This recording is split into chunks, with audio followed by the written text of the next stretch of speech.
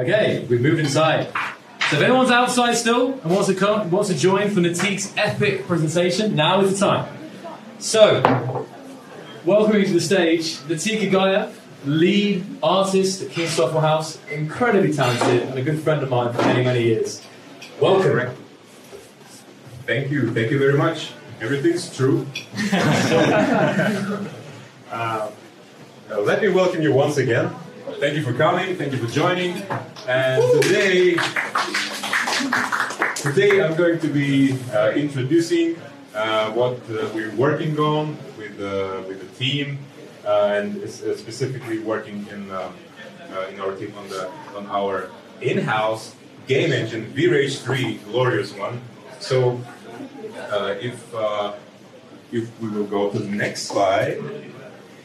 So here's actually what it takes to create, at least in our understanding, here's what it takes to create a perfectly looking planetary environment. And that's actually what we've been working on, and what I've been working on along with my team in this regard. So here's the list of awesome things that we've been able to come up with regarding planets, and that's actually what makes our current planet that we have in the engine looking the way it looks now. So everything I'm going to show you is still in the whip. It's a work in progress, so please keep this in mind. Everything can change, right? So here's what it takes. It's the height maps, and we're using 8K height maps actually for the planets right now, which is kind of insane, right?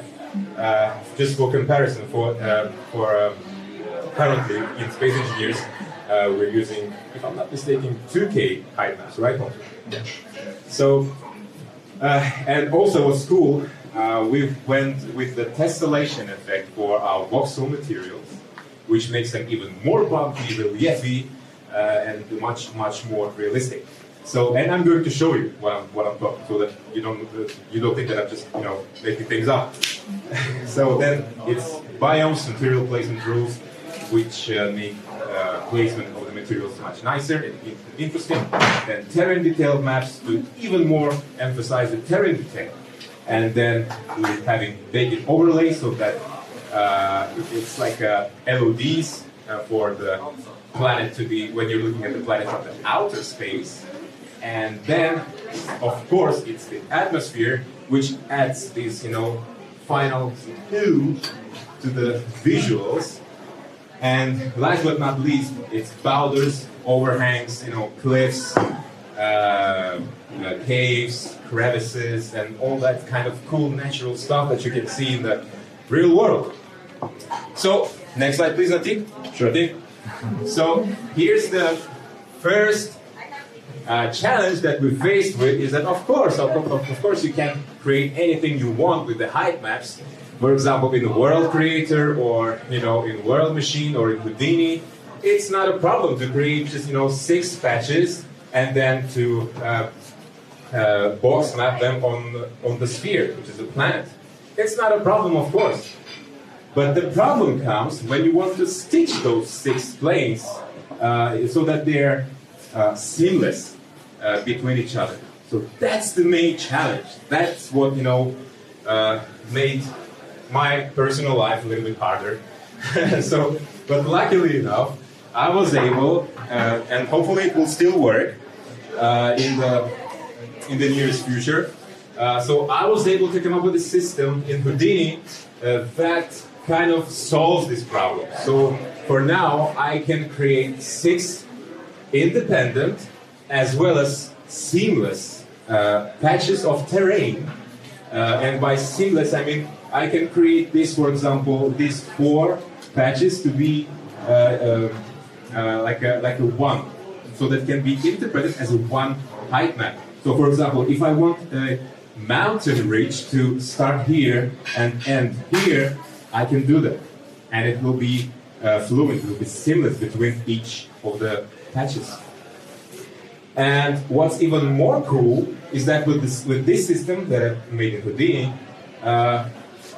these edges are seamless with these edges, and especially it's very important to have the seamlessness here, because when it's being folded, when it's being box mapped onto a sphere, it's very important that all these edges are perfectly seamless. They don't have these hard bumps in them.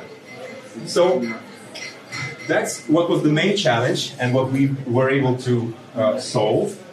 There are still a couple of issues, but hopefully we will solve them quite soon. And this is a very actually interesting part. We've been thinking about how to actually push the quality of the height maps a little bit further. So it's not just the height map, because as you all know probably, height map, the only thing that it does is just pushes pixels up and down, right? So you, generally speaking, you don't have any details in the horizontal space, in the horizontal direction. So how to come up with caves in the height map, right? So something with these additional details that would carve out of the mountain walls. How would you do that? Or vice versa, how would you come up with the system that adds an overhangs to the mountain ridges, or that kind of effects? So I've been doing a couple of tests in Houdini, and this is exactly what it was all about. So I had a kind of a cliff, and I was scattering a bunch of points on top of it, and then on each point I was scattering, I was actually spawning the primitives, which I then blobized, I'm not sure if this is the correct word, blobified, and applied some noise on top of them. And then what you can see on the fourth picture, I was just basically carving out these actually very simple primitive shapes out of the base structure, out of the base mesh. And on the next slide, you will actually see what I was able to end up with. So, as you can see, with these very primitive shapes, with these very simplistic looking boxes, spheres that were just stretched out, blobified, and then just carved out of the base mesh, here's what you end up with, right? And here are a couple of others. Well, here in the presentation they look almost black, but I can assure you they look nice. Just believe me. Yeah. So this is exactly what I did. This is just a render. So this is not an in-game view. I want to emphasize that. And also this is just a work in progress also. This was just to explore what are the possibilities. What can we do? What can we, suggest to our coders so that to make their lives a little bit harder, So that so we were thinking hard about that, and so this is the render view that I made in Houdini using Redshift, which I highly recommend. If you want to do some cool looking prototypes, I highly recommend. Redshift is just amazing. I'm also a big fan of Octane, by the way. Also highly recommend. So, as you can see, with this system, we're able to achieve overhangs, caves, really natural-looking crevices, and all this natural, strata, and all of this, layering effects with this approach, which is cool. And I even, placed this cool little drill ship, so that it's, more space engineer-ish, right? So once we've been discussing it with our coders, and after a couple of days of having them crying all around, so they were able to come up with a system that that enabled our game engine to actually show all of this beauty, right? So, and that's the actual VRAGE engine look. So that's how it looks in game engine actually. So, as you can see, the amount of details is crazy, right? So this is what it looks like. And if I will go to another screenshot, so you can definitely see the amount of details that you can get. And these are the 8K height maps, right? And they are all being shown in the game engine and being seamless between each other. So next slide. And quickly jumping to the voxel materials I've been talking about. So as you can see here, we're using tessellation, which is a great effect, especially on the planetary terrain, when you're meshifying the voxel terrain and then using your height maps or displacement maps, you're pushing those pixels up or down on it for bringing the additional detail on the voxel materials. So that's what makes it even more cool. So you can see the amount of detail here. And also, just look at this picture. It's also very, very interesting and has a lot of details. Especially, I like this terracing effect that you can see. And Houdini has fantastic tools for creating such beautiful effects. Highly recommend. I know you guys probably think that, hey, Houdini, I'm not too brave enough for Houdini. Neither was I. But you know, when you're getting acquainted with it, it opens like really wide opportunities for you creatively. So yeah, these are the voxel materials and the biomes. So this is the sand or dunes. As you can see here, this is not just the normals, this relief effect of these dunes, this waviness. These are also in the geometrical level, thanks to tessellation. That's what makes it so nice. So, again, this is material placement rules. As you can see, and what's actually cool about this is that you need to create your voxel materials once, and based on the biome map, we were using special grayscale biome map defining on which place on the planet we want specific biome. For example, in this place I want sand, in this place I want grass or ice or rocky mountains and stuff like that. So, and then we have an additional rule. So on top of this biome map, we're having a material placement rules. For example, here, as you can see, I'm having grass only on the relatively horizontal surfaces, while having these slopes to be bare rock material. And that's what's cool about it, right? And we have height rules, we have slope rules, and I think that's it. Right? So what else? And this is the additional detail. This is the additional terrain detail maps.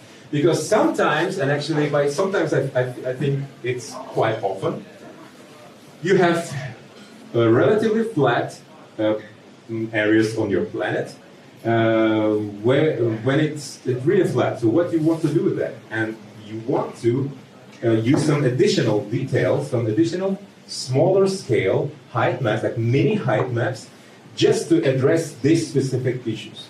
So what you see here, it's actually on the height map level, it's a super flat surface. But thanks to these additional detail maps, it looks this bumpy.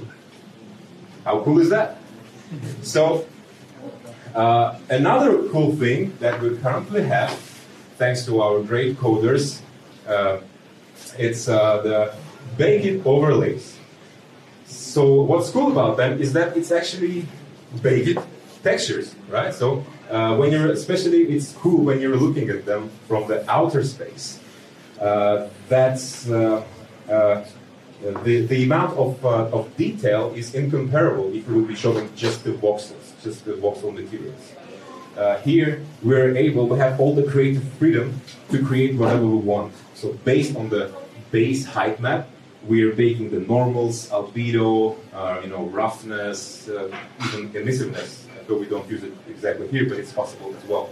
So with this approach, you're making sure that your planet looks fantastically detailed when you're looking at it from the outer space.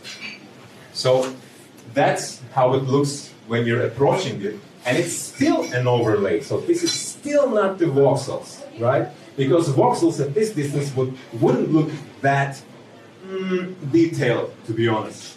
And this is just the effect of albedo, baked albedo, normals, roughness, and pretty much that's it. We don't even use AO, ambient occlusion, that much, to be honest. So next level, this is still an overlay. So as you can see, we're getting closer and closer and closer, and this is still overlay. It looks fantastic. It uses the base height map, but it uses the base overlay, 8K overlay. Like, this is really cool. And eventually, as you approach, we have some sliders, some cool sliders presented for us by coders. We have sliders that that enable us to define what is the distance when we switch from overlays, from baked overlays, to actual voxel materials. How cool is that? And last but not least, actually it's not last, atmosphere. So I really want to praise, well, I want to praise everyone's, the whole team's work.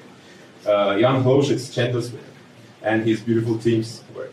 They did fantastic work on giving us tools, fantastic tools, to create stunning worlds, to create stunning visuals, right? This is very important. So here you can see the physically based, nice-looking atmosphere, which we can tweak however we want.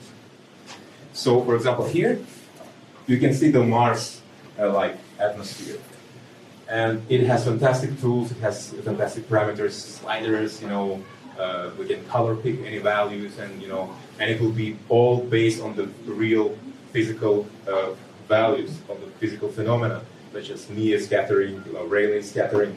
All of these things, like they work as they should, and it looks just fantastic.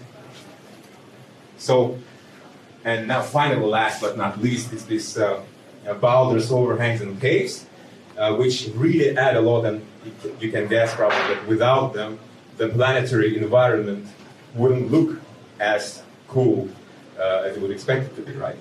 Because it's all about having these beautiful landscapes with the boulders all scattered around them, and caves, and overhangs, ridges, cliffs, and stuff like that. So that's basically what we did, what we requested from coders, and what they were able to successfully deliver to us, to artists. So now we're able to scatter our predefined voxel storages, our models. So for example, we can create rocks, we can create asteroids, and of any size, well, not of any size, but not 2 kilometers would be probably a bad idea, it would be very bad for performance, but up to, let's say, 500 or 600 meters would be probably fine.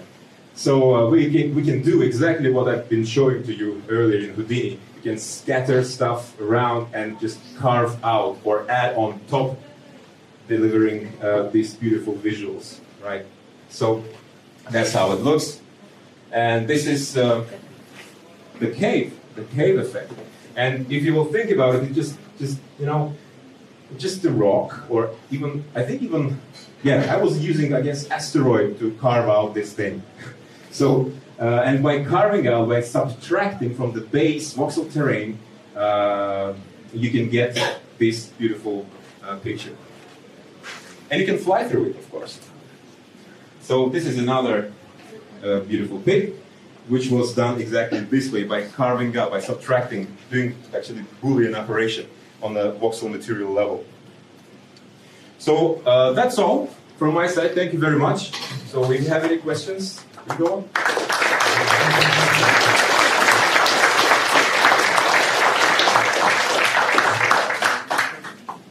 Sure. Have you thought about using procedurally generated height maps? Well, technically speaking, we do use procedurally generated terrain, because we almost don't use any hand sculpted terrain in Houdini. Everything is based on pebbling noise, alligator noise, usual noise. So it's, I can frankly say that yes, everything is almost procedural.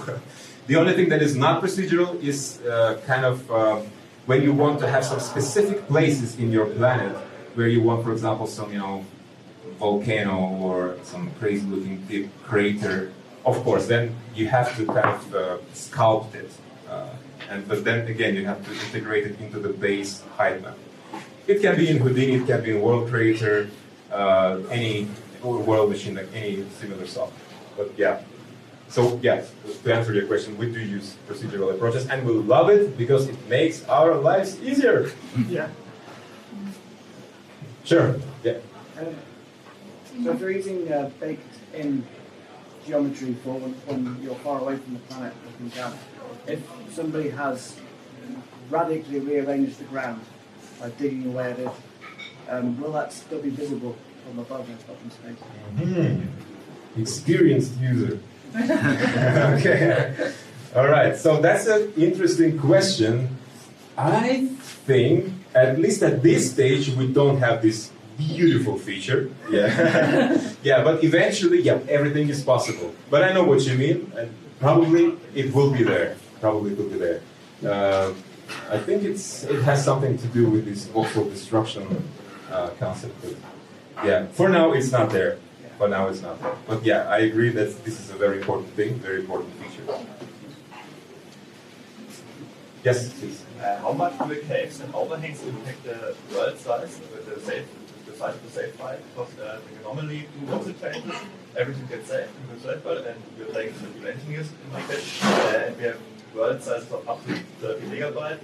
If you download every time by the world, how this is this. Oh, so you mean how much like space-wise it takes, right? Yeah. And the distance. So when I put a server, it's at the email world, it's not saved in the data, so it's taking up space. Yeah, I think it will not take that much space almost at all, because all of these details, and by details I mean overhangs, boulders, and caves, they're being generated around you. So dynamically, so you don't need to store them anywhere, right? So you literally, well, maybe programmers will like, correct me, but I think it's like the way it is. It's just, for example, currently on these pictures which you saw, I'm using only one, specifically one big 500 in radius asteroid that I'm using for everything, for boulders, for caves, for overhangs, and it's just one. You know, so it's just that same voxel storage, voxel model that is being just moved with you. So wherever you move, it will be just generating the different picture with you. So theoretically, it shouldn't be that that heavy disk space size. Any other questions? So there's actually one question. Oh. I noticed from some screenshots that the water it will like not float in land, so you have a mountain that is into the water. Other plants make like beaches, like rivers, that kind of stuff. I think I will have to be very careful not to be fired. You know, spreading too much information about that. So yeah, well, we have lots of plants. We have a lot of plans for that are very relevant to what you said, and I'm pretty sure you guys will be very happy in the end. Yes. So that's very close to what you said. Yes. I wanted to ask regarding planet sizes. I missed the beginning of the presentation, so maybe you mentioned it, but regarding like planet size versus in Space Engineers, and the relation to the size of the height maps to it. Because I mean, of course, 8K height maps are great, but also when the planet also gets bigger, then the resolution is low again. So, Yes. what's the plan for that? Yeah, you are correct. Currently, the smaller the planet, the bigger, the higher resolution the terrain is. Yeah, unfortunately, it's the way it is. So, for example, in the screenshots that I've been showing you, I've been using 60-kilometer in radius planet. It's still possible to do, and I've been testing it with, for example, 100 kilometer in radius planet, and it was still looking very nice. I wasn't brave enough to test it like even more. I didn't want to spoil my day, probably, but maybe it will look awesome also, I don't know. But the thing is, we are trying to solve it, and we actually do solve it by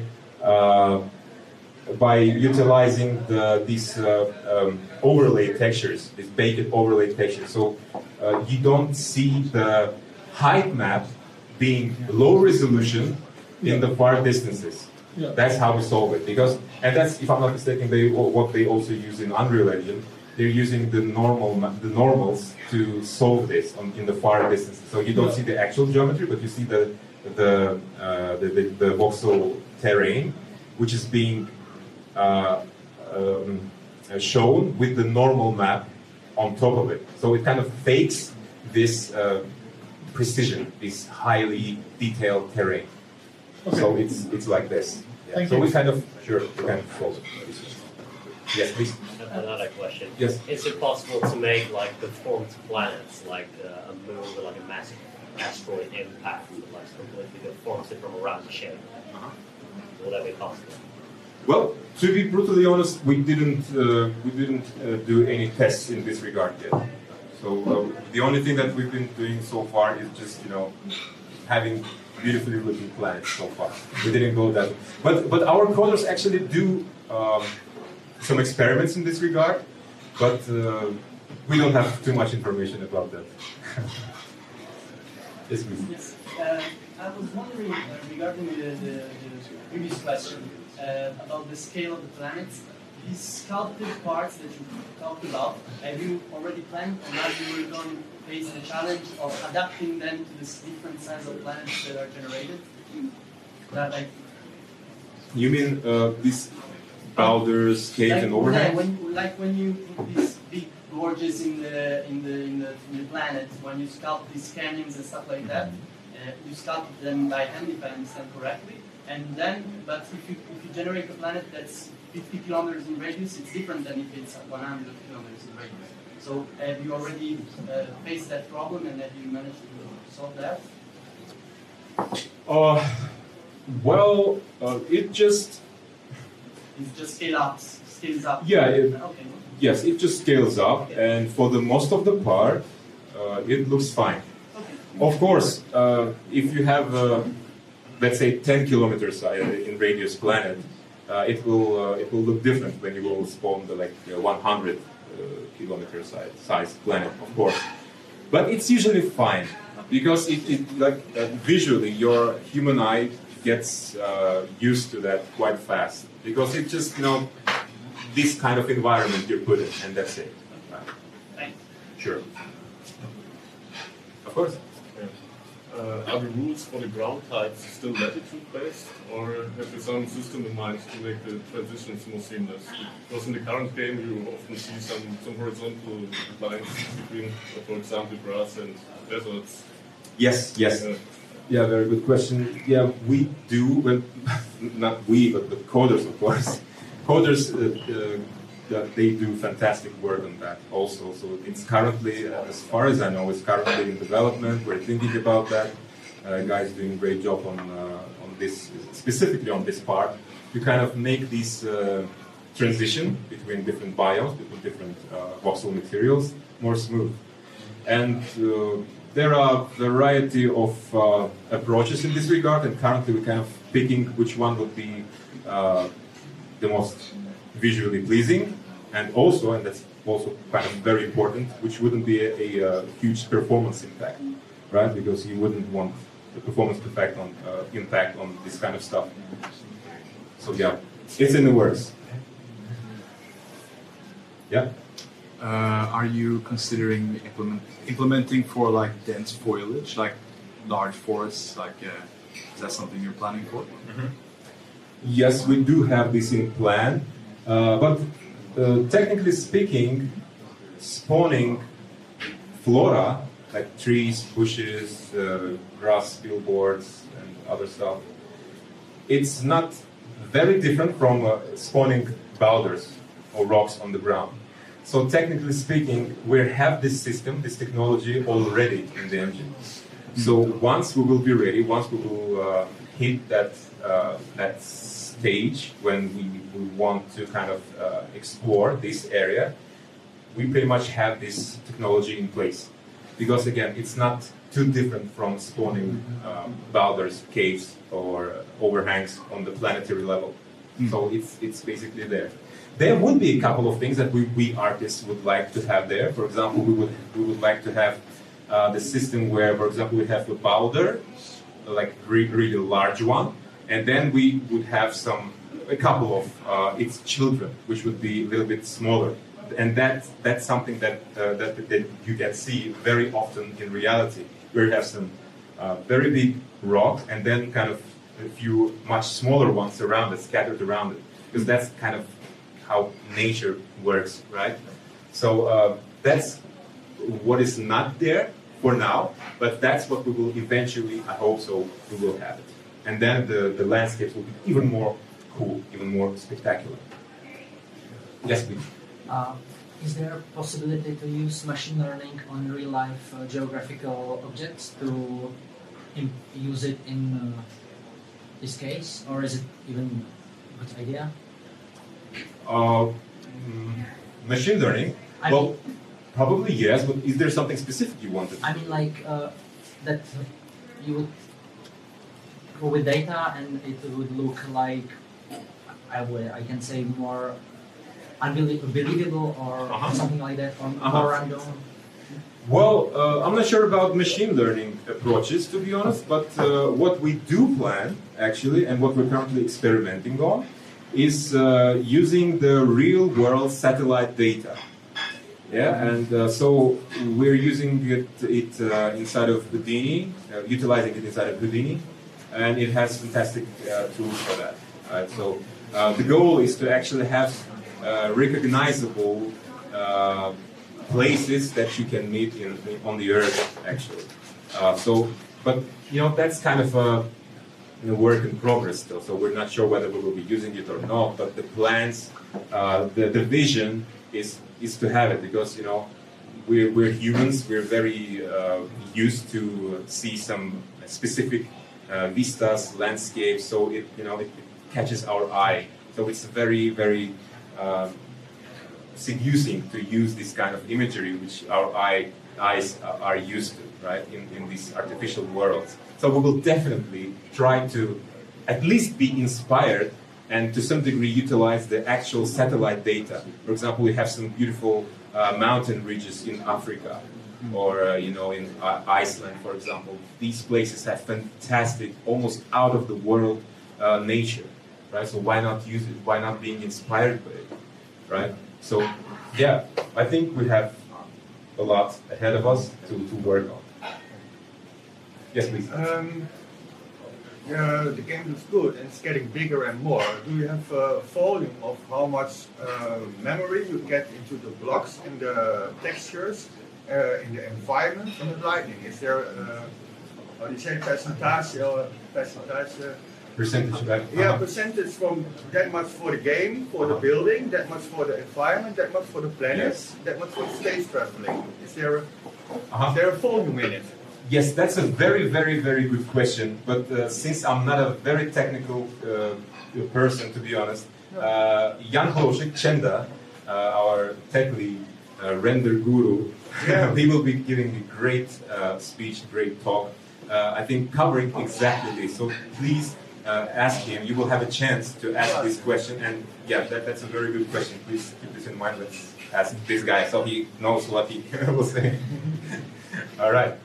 Any other questions? Yes, please. Can you imagine making a ring world with this? Ring world. Well, if coders will give us this, yeah, we can do it.